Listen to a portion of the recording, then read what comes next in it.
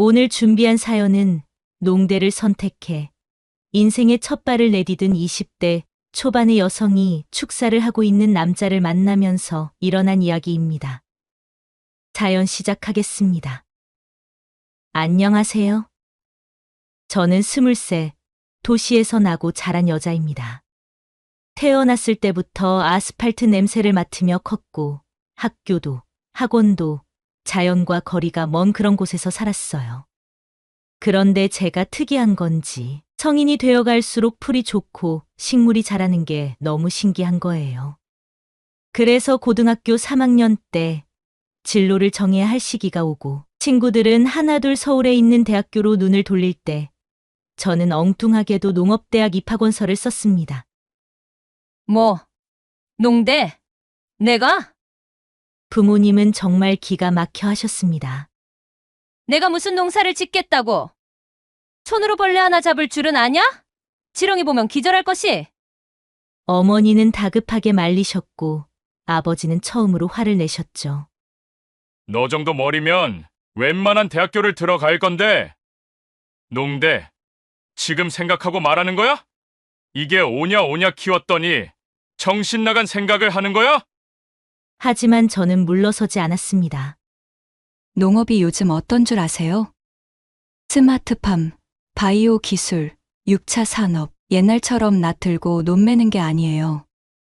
인터넷에서 사례를 잔뜩 찾아 프린트해 보여드리고 농업이야말로 미래라고 누군가는 땅을 알아야 한다고 밤새 설득했습니다.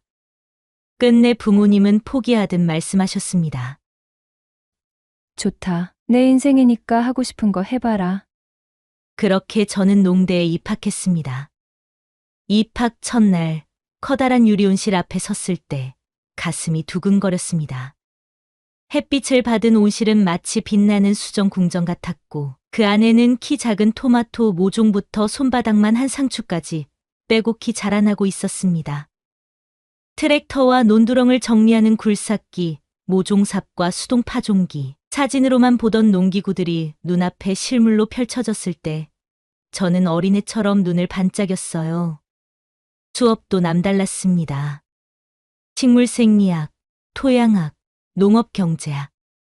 흙 한 줌을 손바닥에 올려놓고 그 안에 깃든 생명에 대해 배우는 시간들이 너무 새롭고 벅찼습니다. 동아리도 특이했습니다.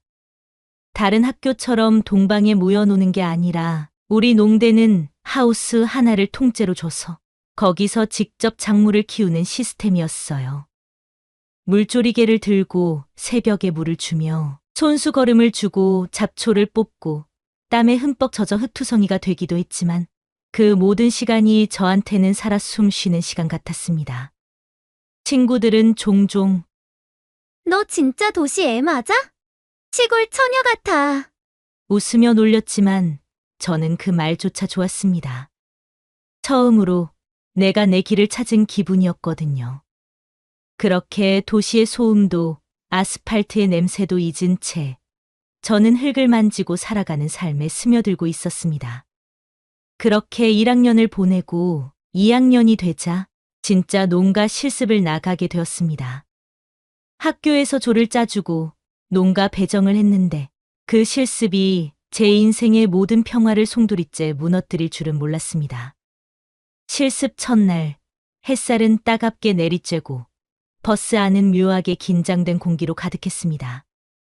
모두들 창밖을 바라보며 어디로 배정될지 어떤 농가일지 조용히 기대와 불안을 삼키고 있었어요. 떨린다. 진짜. 나 논 매는 거 시키면 바로 올 거야. 친구들의 농담에 웃으면서도 저도 속으로는 조마조마했습니다. 버스는 덜컹거리며 시골길로 접어들었습니다. 드문드문 논과 밭이 보이고 멀리 소를 키우는 축사도 보였습니다. 저런 데서 일하게 되는 걸까?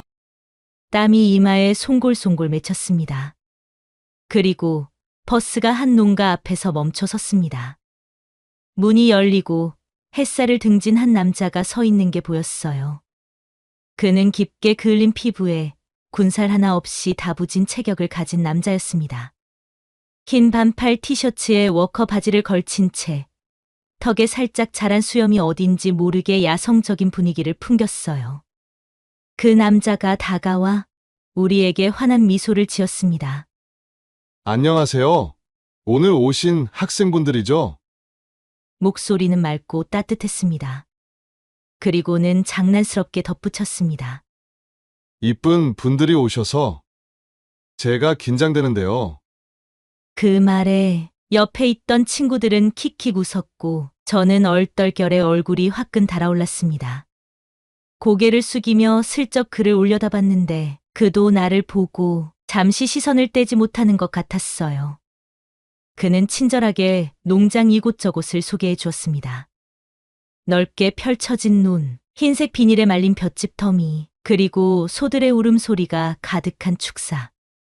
벼농사는 소 먹이도 할 겸 하는 거고 메인은 소를 키워서 먹고 살아요. 그런데 그 남자가 설명하는 곳 중에 논 한가운데에 엄청 큰 하얀 게 있길래 궁금해 물어봤어요. 저건 뭔가요? 엄청 큰 마시멜로 같은데. 저거요? 소밥이에요. 겨울에 사료랑 섞어주려고 이렇게 말아두는 거예요. 나도 저게 마시멜로였으면 좋겠네요. 소랑 같이 먹게요. 하하. 순간 얼굴이 붉어졌지만 남자의 호탕한 웃음이 싫지는 않더라고요. 그렇게 잠깐의 에피소드는 지나가고는 그는 농기계 창고도 보여주고 자동 급수 시설이 설치된 축사도 안내해줬습니다. 설명하는 그의 눈빛은 일에 대한 자부심으로 빛나더군요. 저는 어느새 그가 하는 말 하나하나에 빠져들고 있었어요. 참 멋진 사람이다. 실습도 생각보다 재미있었어요. 땀도 많이 흘리고 햇볕도 따갑고 옷도 금세 더러워졌지만 괜히 뿌듯했습니다. 그렇게 시간은 지나갔고 어느새 실습이 끝나 농가를 나와 친구들과 헤어지려고 하는데 살짝 아쉬운 기분이 들었습니다. 뭐 그런 거 있잖아요. 힘든 일과를 마치고 한잔하는 뭐 그런 거요. 친구들도 비슷했는지 술 한 잔 먹고 갈래? 하고 제안했어요. 그리고 마치 짠 것처럼 동시에 그러자는 말이 나왔고요. 친구들과 함께 학교 근처 작은 식당으로 갔습니다. 그런데 30분쯤 지났을까요? 반쯤 익은 삼겹살 냄새가 골목까지 퍼질 무렵 식당 문이 덜컥 열렸고 낯익은 사람이 들어왔습니다. 바로 그 축사 아저씨. 저는 무심코 큰 소리로 인사를 했어요. 안녕하세요. 그 역시 우리를 발견하고 놀란 표정을 지었습니다. 여기서 또 보네요. 다들 술 한 잔씩 먹고 계셨어요? 네. 아저씨는요? 저는 혼자 반주나 한 잔 하려고요. 그 말을 듣자마자 친구 중 하나가 바로 합석을 하자고 하는 거예요. 혼자 드시려던 거면 저희랑 같이 먹어요. 그는 멋쩍은 듯 웃으며 우리 테이블에 함께 앉게 됐습니다. 술잔이 오가면서 그의 얘기도 더 들을 수 있었어요. 어릴 때부터 부모님을 도와 농사를 짓던 이야기. 부모님이 5년 전 갑작스러운 사고로 세상을 떠나고 혼자서 농장을 지키게 된 이야기. 처음엔 정말 막막했어요. 근데 여기 땅, 여기 소들 다 부모님이 남긴 거잖아요. 버릴 수가 없더라고요. 저는 숨죽이며 그의 말을 들었어요. 그가 지나온 길이, 그가 버텨온 시간이 어쩌면 나보다 훨씬 무겁고 깊을 거라는 생각이 들었습니다. 그가 말끝을 흐리고 고개를 돌렸을 때 왠지 모르게 가슴이 콩 하고 울렸어요. 이 사람 너무 외롭겠다. 술이 조금 더 돌자 저는 용기를 냈습니다. 저기요, 혹시 여자친구 있으세요? 순간 테이블에 있던 친구들이 일제히 저를 쳐다봤습니다. 나 역시 얼굴이 붉게 달아오른 걸 느꼈고요. 하지만 궁금했습니다. 아니, 솔직히 말하면 묘하게 욕심이 났어요. 그 남자도 당황한 듯 웃었습니다. 없어요. 촌놈이 소개팅할 기회도 없고, 그리고 한 달이 건너면 다 아는 사이라서. 이 사람은 생각보다 더 외로운 사람이었구나. 그런 마음을 품게 된 것도 모자라 저는 어느새 손끝으로 휴대폰을 만지작거리고 있었습니다. 그때였습니다. 그가 자리에서 조심스레 일어나는 거예요. 잠깐 담배 한 대 피우고 올게요. 그는 뒷문 쪽으로 걸어 나갔고 저는 머릿속이 복잡해졌어요. 지금이야. 지금밖에 없어. 저는 괜히 친구들이 들으라는 식으로 화장실 다녀올게. 라고 말하고는 그 뒤를 따라 나갔습니다. 식당 뒷마당, 어둑한 골목 한켠, 그는 담배를 물고 라이터 불을 붙이고 있었습니다. 저기요. 그가 놀란 듯 고개를 돌렸어요. 아, 네. 약간 쑥스러운 표정으로 웃던 그는 담배를 손바닥으로 가리며 물었습니다. 여긴 무슨 일로? 저는 괜히 웃으며 말했습니다. 사실 연락처 여쭤보려고요. 그는 눈이 동그래졌습니다. 아, 예. 연락처요? 누구? 제 거요? 아, 예. 바지 뒷주머니에서 급히 핸드폰을 꺼내던 그의 손이 조금 떨리는 것 같아 괜히 웃음이 나왔어요. 그는 자기 번호를 알려주었고 저는 조심스럽게 저장했습니다. 이름을 적는 칸에 한참을 망설이다가 그냥 농부님이라고 적었어요. 핸드폰 화면을 보여주며 장난스럽게 웃었고요. 농부님으로 저장했어요. 그는 피식 웃더니 고개를 끄덕였습니다. 좋네요. 저도 저장할게요. 서로 핸드폰을 들고 어색하게 웃던 그 순간 짧지만 따뜻한 공기가 우리 둘 사이를 감쌌어요. 다시 식당 안으로 돌아갈 때 저는 괜히 손바닥에 땀이 차는 걸 느꼈습니다. 아무렇지 않은 척 친구들 옆에 앉았지만 가슴은 쿵쿵 뛰고 있었어요. 그날 밤 집에 돌아와서도 좀처럼 잠이 오지 않았습니다. 핸드폰을 쥐고 몇 번이나 망설였어요. 먼저 연락하면 너무 티 나나? 하지만 마음은 이미 정해져 있었는지도 모릅니다. 결국 손가락이 저도 모르게 움직였어요. 오늘 정말 반가웠어요. 메시지를 보내고 나니 심장이 터질 것처럼 쿵쾅거렸습니다. 얼마 지나지 않아 답장이 왔어요. 저도요. 다음엔 따로 밥 한 번 먹어요. 그 한 줄의 답장에 저는 베개를 끌어안고 이불 속에서 뒹굴었습니다. 그렇게 시작된 그와의 썸. 수업 듣는 척, 과제하는 척, 핸드폰을 확인하는 게 일상이 됐어요. 밥 먹었어요? 오늘 손은 어땠어요? 논에 물댈 때는 어떻게 알아요? 평범한 안부와 질문들 속에 조금씩, 아주 조금씩 서로의 마음이 얽혀갔습니다. 그리고 드디어 만나기로 한 약속한 주말. 집을 나서기 전 저는 거울 앞에 한참이나 서 있었습니다. 옷장 문을 열었다 닫았다 반복하고 티셔츠를 꺼냈다가 다시 개고 또 꺼내고 뭘 입어야 하지? 그리고 문득 속옷 서랍을 바라보게 됐습니다. 혹시 오늘 그런 일이 생길지도 몰라. 부끄러워서 고개를 절레절레 흔들면서도 다시 서랍을 열었습니다. 너무 화려하지도 너무 밋밋하지도 않은 연한 크림색의 작은 레이스가 달린 조심스러운 옷으로 골랐어요. 거울 앞에 들고 서 있는 제 모습이 너무 어색하고 웃겨서 혼자 푸up하고 웃었습니다. 뭐 하는 거야, 진짜. 손등으로 얼굴을 가리면서도 알 수 없는 기대감이 몰려왔어요. 예쁘게 보이고 싶어. 조금 더 특별하게 기억되고 싶어. 그 마음 하나로 다시 거울 앞에 서서 조심스럽게 단장을 했습니다. 가방에는 작은 향수까지 살짝 챙겼고요. 그리고는 버스를 타고 그에게 갔어요. 서툰 인사와 함께 우리는 나란히 걷기 시작했습니다.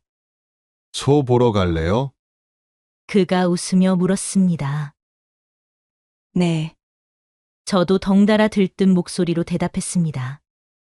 축사 안에는 커다란 소들이 여유롭게 있었어요. 얘는 순둥이에요. 맨날 사람 옆에 붙어 있으려고 해요. 그가 소머리를 쓰다듬자 소가 커다란 눈을 껌뻑이며 다가왔습니다. 우와, 너무 귀여워요. 처음엔 무서웠지만 그가 손을 잡아 이끌어주자 조심스럽게 소를 쓰다듬을 수 있었어요.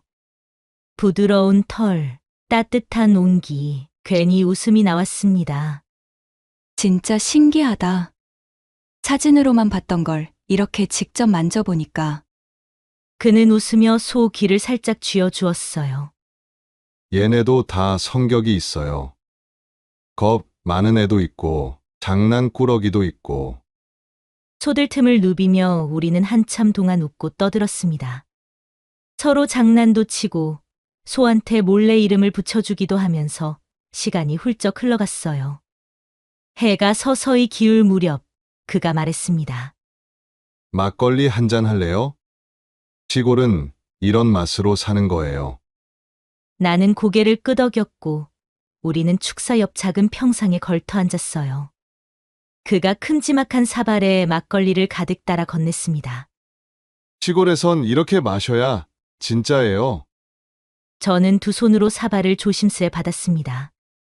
달콤하고 부드러운 막걸리 맛에 금세 볼까지 화끈거렸어요.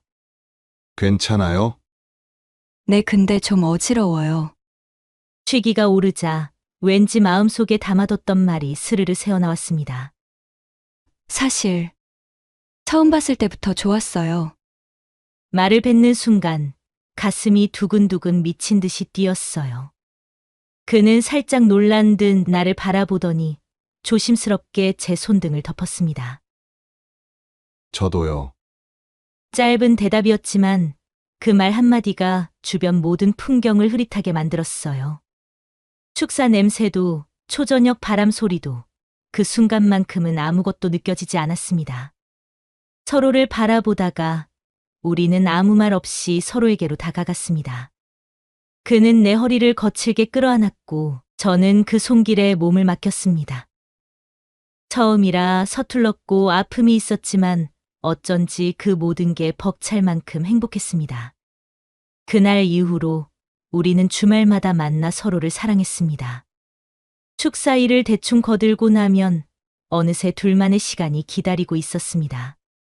밥을 먹고 평상에 나란히 앉아 멍하니 바람을 쐬다가도 눈길이 닿기만 하면 조심스럽게 그러나 서두르듯 서로를 사랑했습니다. 그렇게 몇 달이 지나던 어느 날 몸에 이상이 찾아왔어요. 아침마다 속이 미식거리고 평소 좋아하던 밥 냄새조차 견딜 수 없었습니다. 처음에는 피곤해서 그런가 싶었어요. 하지만 며칠이 지나도록 상태는 나아지지 않았고 가슴 어딘가에서 불안한 예감이 꿈틀거렸습니다. 결국 혼자 약국에 들러 조심스럽게 테스트기를 샀어요. 손이 떨리는 걸 애써 참으며 화장실 문을 걸어 잠갔습니다.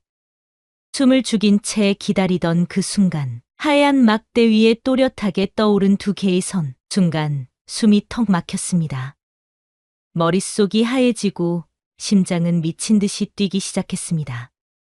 진짜요? 떨리는 손으로 핸드폰을 꺼냈어요.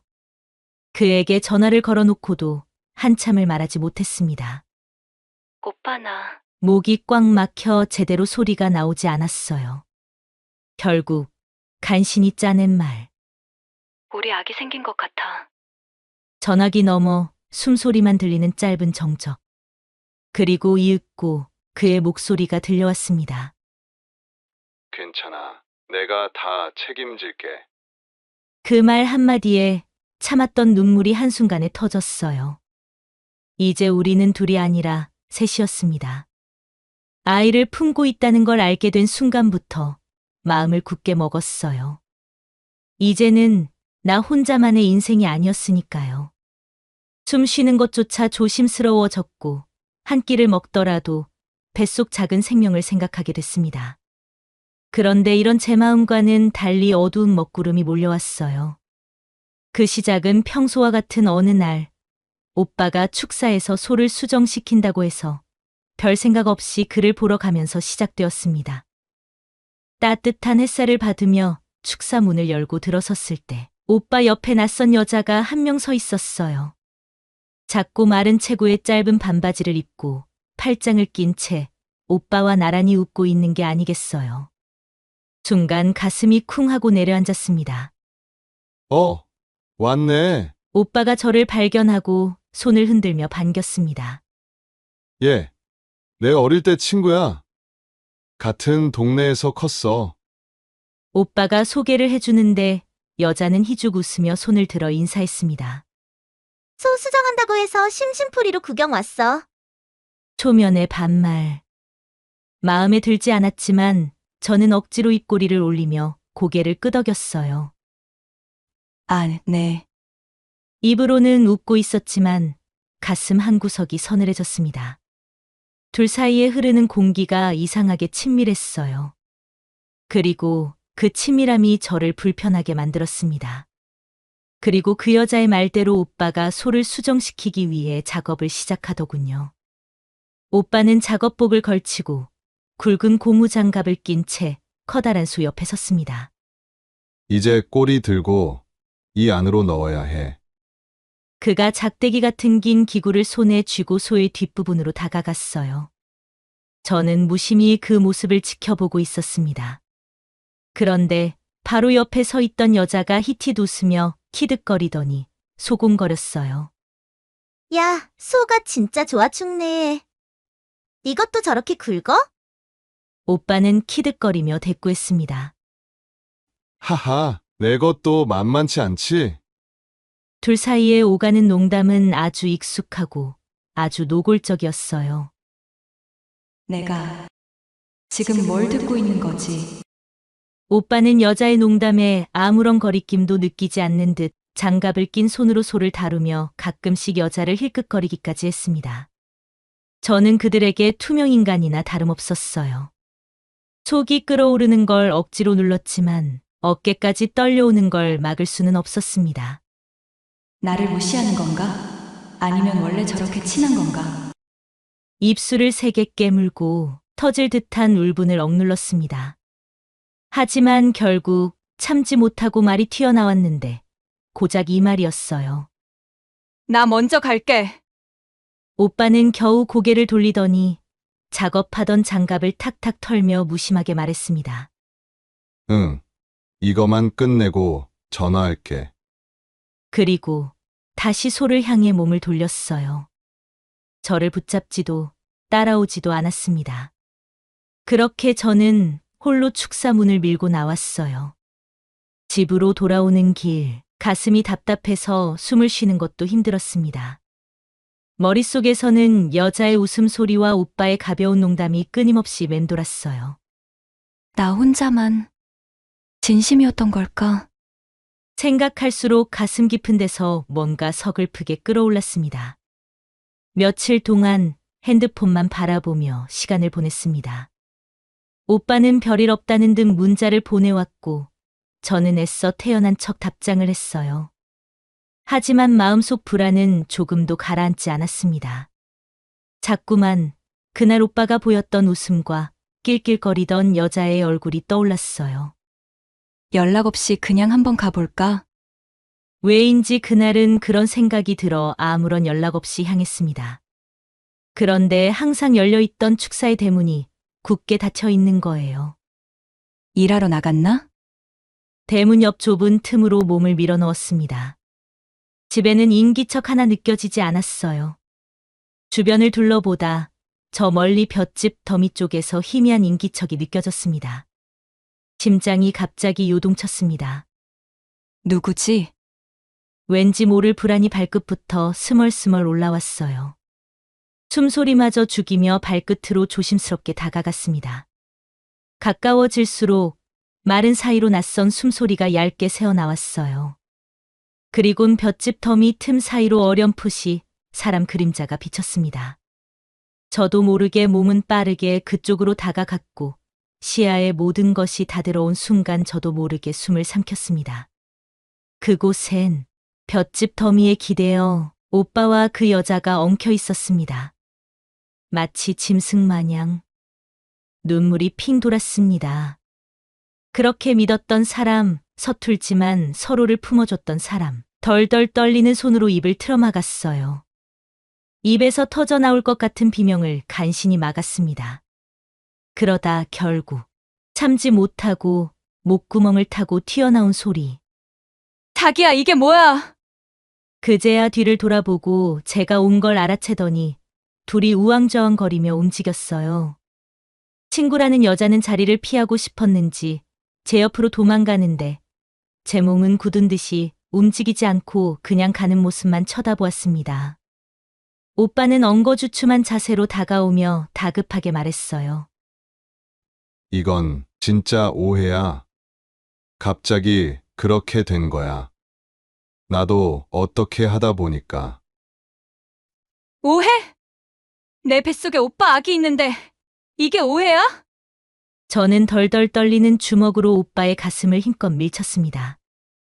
눈물이 쏟아질 것 같았지만 울지 않으려고 이를 악물었어요.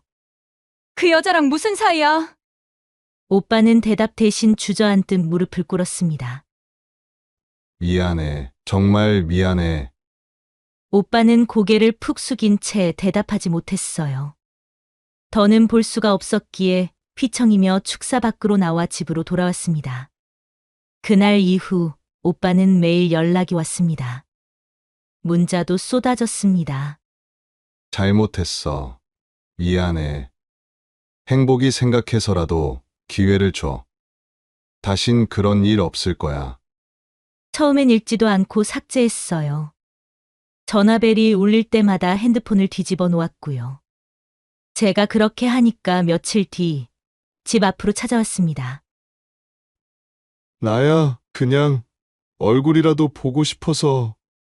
이불을 뒤집어 쓰고 귀를 막았어요. 그러나 밤이면 오빠가 계속 생각났고 마음이 흔들렸습니다. 분명히 그를 용서할 수 없다고 다짐했는데 뱃속에서 자라고 있는 작은 생명 앞에 자꾸 약해졌어요. 행복이한테 아빠가 필요한데 나 혼자서 행복이를 지킬 수 있을까? 자책과 분노와 불안이 밤마다 뒤엉켜 가슴을 짓눌렀습니다. 결국 한 번만, 정말 한 번만 기회를 주기로 결심했어요. 오빠는 용서를 해준다는 말에 한없이 다정한 척 굴었고 저는 아무 일도 없었던 것처럼 지내려 했었습니다. 행복이만 생각하면 뭐든 견딜 수 있을 것 같았습니다. 그런데 그 기회는 한 달 만에 날아가고 말았습니다. 학교 수업을 마치고 읍내로 장을 보러 가던 길. 좁은 골목길에서 낯선 고함이 쩌렁쩌렁 울려 퍼졌어요. 이 X자씨가 내 마누라랑 뭘 했어? 이 쓰레기야! 그 소리에 놀라 고개를 돌린 순간 저는 그 자리에 얼어붙었습니다. 오빠가 다른 남자에게 멱살을 잡힌 채 거칠게 밀려나고 있었어요. 상대 남자의 얼굴은 붉게 달아올라 있었고 주먹을 불끈 쥐고 있었습니다. 이놈이 우리 마누라랑 감히 내 가정을 파탄을 내. 저는 머리가 하얘졌습니다. 이게 무슨 소리지? 오빠는 억지로 손을 뿌리치며 소리쳤어요. 아니야! 그 여자가 먼저 꼬신 거야! 닥쳐, 이 X자씨가. 내 놈이 고깃집 뒤편에서 우리 마누라랑. 그 남자의 고함이 좁은 골목을 찢었습니다. 저는 덜덜 떨리는 다리를 간신히 버티며 그 광경을 바라봤습니다. 고깃집이면 처음 만난 그 식당 여주인. 퍼즐처럼 조각들이 맞춰졌습니다. 얼마 전 오빠가 잠깐 읍내 다녀온다고 했던 날. 자꾸 핸드폰을 숨기던 모습. 괜히 이유 없이 더 잘해주려 했던 것들. 모든 게 순식간에 이해되었습니다. 오빠는 그 여자 친구랑 만날 걸 더해 고깃집 여주인과도 만나고 있었던 거예요. 숨을 쉬는 것조차 고통스러웠습니다. 내가 뱃속에 품고 있는 아이의 아빠가 또 다른 여자의 남편과 싸울 만큼 더러운 짓을 해왔다는 걸. 이제는 변명도 용서도 더 이상 의미가 없다는 걸. 눈물이 왈칵 쏟아졌습니다.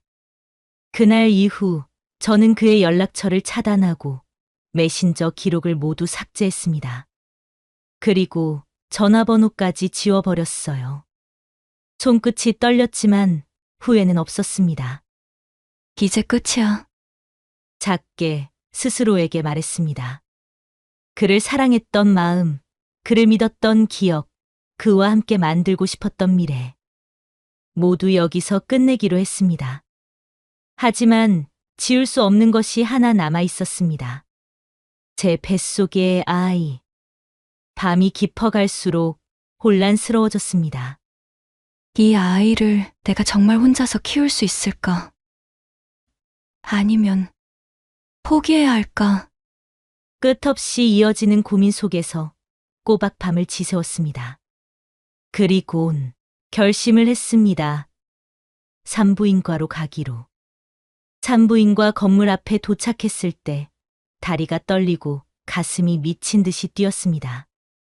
접수하고 대기실에 앉아 있던 동안 손바닥에 땀이 맺히는 걸 느꼈습니다. 마치 심장이 목구멍까지 올라와서 터질 것 같았습니다. 홍아름님, 들어오세요. 차가운 목소리에 겨우 일어섰습니다. 진료실에 들어서니 의사 선생님이 부드럽게 웃으며 말했어요. 초음파 한번 볼까요? 침대에 누워 얇은 천을 배 위에 올리고 차가운 젤을 바르자 온몸이 긴장했습니다. 초음파 기계에서 삐빅 소리가 났어요. 그리고 잠시 뒤 작고 또렷한 규칙적인 소리가 공간을 가득 메웠습니다. 두근, 두근, 두근, 두근. 그것은 제 아이의 심장 소리였습니다. 저도 모르게 눈가에 눈물이 흘렀어요. 잘 뛰고 있네요. 아기, 아주 건강합니다. 의사 선생님의 목소리에 조용히 입술을 깨물었습니다. 배 위에 얹힌 초음파 사진 속 콩알만 한 작은 존재가 힘차게 심장을 뛰고 있었습니다. 저는 두 손으로 배를 감쌌습니다. 행복아, 엄마가 꼭 지켜줄게. 처음으로 진심으로 제 마음 깊은 곳에서부터 결심이 생겨났습니다. 비록 혼자일지라도, 비록 힘들고 외로울지라도 이 작은 심장을 반드시 지켜내겠다고. 먼저 학교 지도 교수님을 찾아가 휴학을 상의드렸습니다. 사정이 조금 생겨서요. 잠시 학교를 쉬고 싶습니다. 교수님은 놀란 표정이었지만 길게 묻지는 않으셨어요. 그 다음은 부모님이었습니다. 저는 무릎을 꿇고 고개를 숙였습니다. 죄송해요. 저 아기가 생겼어요. 순간 공기가 얼어붙은 듯한 정적이 흘렀어요. 고개를 들 수 없어 그저 바닥만 바라보았습니다. 아버지께서는 입술을 꾹 다문 채 한참 동안 아무 말씀도 없으셨고 어머니께서는 떨리는 손으로 입을 가리시더니 결국 눈물을 터뜨리셨습니다. 그 모습에 가슴이 찢어질 것 같았지만 저는 물러설 수 없었습니다. 혼자서라도 키울 거예요. 어떤 일이 있어도 제가 다 이겨낼게요. 작은 목소리였지만 진심을 담아 또박또박 전했습니다. 대학교 친구들은 제가 휴학한다는 소식에 놀라거나 조심스럽게 이유를 물었습니다. 저는 웃으며 둘러댔습니다. 몸이 좀 안 좋아서요. 하지만 돌아서는 순간 그들의 뒷말이 들렸습니다. 혼자 키운대. 아직 어린데.